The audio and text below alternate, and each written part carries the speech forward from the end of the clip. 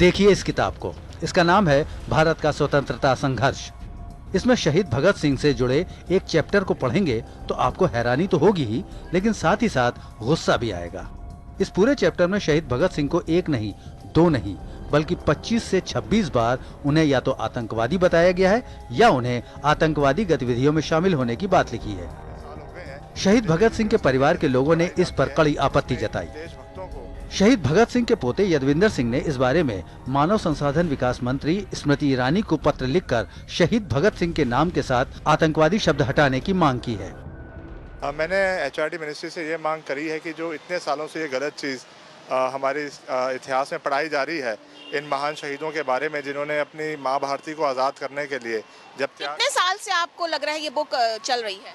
ये 1990 से चल रही है, यानी आप मान लीजिए तकरीबन 25-26 साल हो गए हैं। ये दिल्ली यूनिवर्सिटी के अंदर ये बुक पढ़ाई जाती है, जिसमें इन देशभक्तों को, शहीद भगत सिंह और सारे क्रांतिकारियों को आतंकवादी कहा हुआ है। सबसे ज्यादा हैरानी की बात तो ये है कि पिछले लगभग 20 से 25 साल से बीए हिंदी के हिस्ट्री के छात्रों को ये किताब पढ़ाई जा रही है और अभी तक किसी का ध्यान इस तरफ नहीं गया। कि आतंकवादी हमारे इंडियन सेंस में तो बिल्कुल नहीं थे, देश के लिए काम किया उन्होंने और क्रांतिकारी थे, मैं ये कहूँगा। अगर इस तरह की चीज़ें हैं तो बच्चों के पास एक नया शोध मिलेगा कि क्रांतिकारी और आतंकवाद दोनों अलग अलग चीज़ें हैं या एक ही है। पहले अगर हम इन दोनों में डिफरेंस कर लेंगे तो हमें पता चल जाएगा सीधा कि वो आतंकवादी थे, क्रांतिकारी थे। दूसरी हैरानी की बात यह है कि इस किताब को प्रकाशित करवाने के लिए मानव संसाधन मंत्रालय वित्तीय सहायता देता है। डीयू के प्रोफेसर ने तो किताबों पर सवाल उठाए हैं। उसमें भगत सिंह को आतंकवादी करार दिया गया है, क्या कहेंगे आप, क्या प्रतिक्रिया? नहीं, देखिए ये तो गलत है, क्योंकि मैं समझता हूँ भगत सिंह का जो कंट्रीब्यूशन फ्रीडम स्ट्रगल में, ये तो आपको सोचना पड़ेगा, ये काफ़ी महत्वपूर्ण है। अब अगर आप अंग्रेज को लिखा हुआ इतिहास देखोगे तो अंग्रेज भगत सिंह को ऑलवेज टेररिस्ट करार दिया गया। चेंज परिवर्तन आप देखते हैं 1960 के दशक में।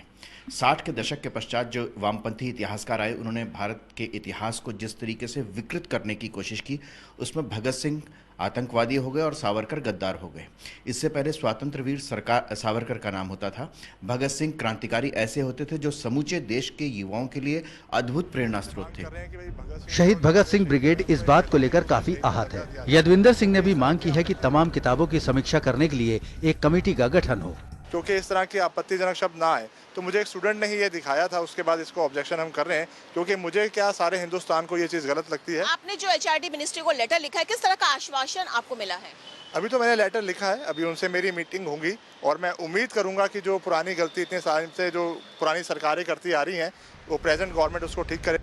वैसे किताबों के छपने और बाजारों तक पहुंचने से पहले इस तरह की जांच के लिए कई एजेंसियां काम करती हैं।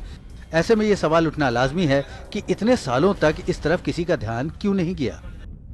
पाठ्यक्रम की पुस्तकों को लिखने, छपने और बाजारों में भेजने से पहले उसकी कई स्तर पर जांच पड़ताल होती है और इसमें कई एजेंसियां इन्वॉल्व होती हैं। लेकिन इस मामले में इतने लंबे समय तक एक गलती का बने रहना एक सवाल पैदा करता है कि क्या जानबूझकर इस गलती की उपेक्षा की गई या इस गलती की तरफ किसी का ध्यान ही नहीं गया। अनुजैन रोहतगी के साथ ब्यूरो रिपोर्ट, दिल्ली आज तक।